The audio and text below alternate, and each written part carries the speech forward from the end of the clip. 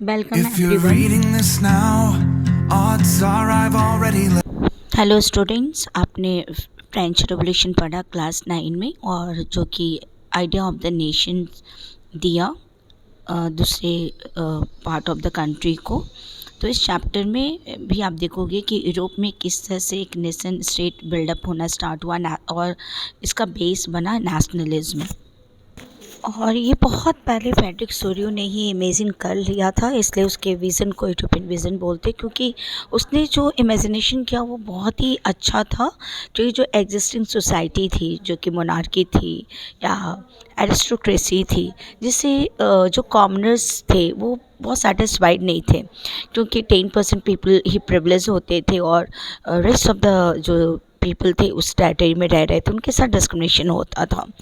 तो इस तरह से जब इस टेरिटरी में रहने वाले लोगों में किसी भी चीज़ को लेकर एक कॉमन आइडेंटिटी आया कि उनका लैंग्वेज सेम है, उनका कल्चर सेम है, या उन्होंने एक सेम पास्ट इवेंट शेयर किया है, तो इस तरह से उनमें एक फीलिंग ऑफ वननेस टुगेदरनेस आया और नेशनलिज्म की फीलिंग क्रिएट हुई।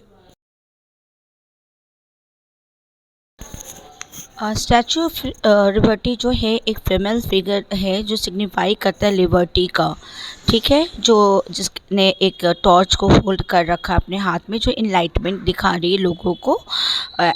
और जो चार्टर है वो ह्यूमन राइट्स का है, यानी अब सभी को ह्यूमन राइट्स मिलेंगे एज ए ह्यूमन बीइंग, ठीक है। तो एक नेशन स्टेट बिल्डअप होगा जिसमें कि एक कॉमन बॉन्डिंग होगी, क्योंकि वो बहुत सालों तक सेम पास्ट इवेंट को शेयर किया है। उनका रेस है, रिलीजन है, और इस तरह से उनका एक कॉमन आइडेंटिटी बनेगा, ठीक है। इस तरह से जो बिलोंगनेस होगी जो एक तरह से क्रिएट करेगा नेशन स्टेट को।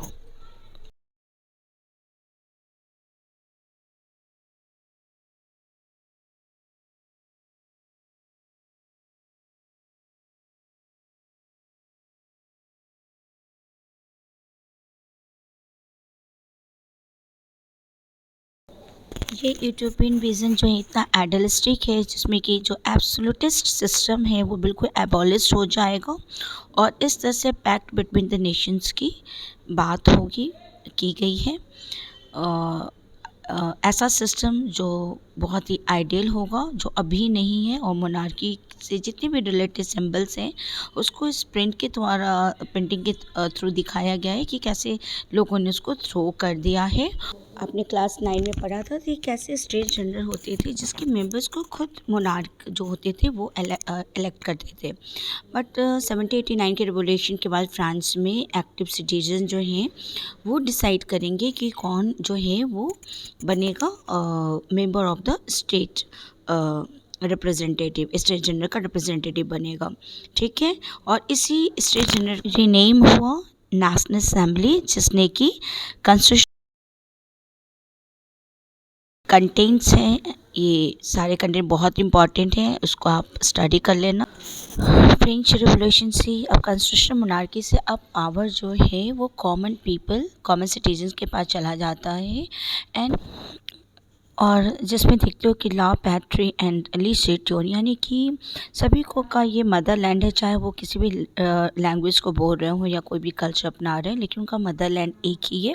तो ये फादर लैंड वाली, जैसे हमारे इंडिया का मदर लैंड है, भारत माता हमारी माँ है, तो इस तरह का फीलिंग उनमें आया।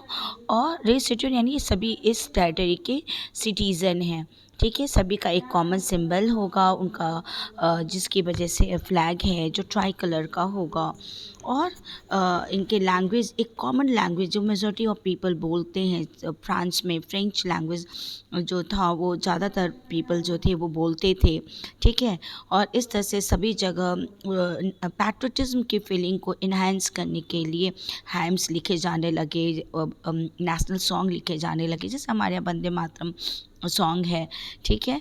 और एक तरह का सेम वेट और मेज़र किया गया, और स्टेट जनरल जो था उसको नेशनल असेंबली क्रिएट करके कॉमन पीपल के बारे में सोचा गया, और कॉमन पीपल ने ही मिलकर अपना कॉन्स्टिट्यूशन बनाया और ड्राफ्ट तैयार किया कि अब पावर जो है, जो सॉवरेंटी है, वो उनकी होगी और वो अपना रूलर खुद चूज़ करेंगे, ठीक है।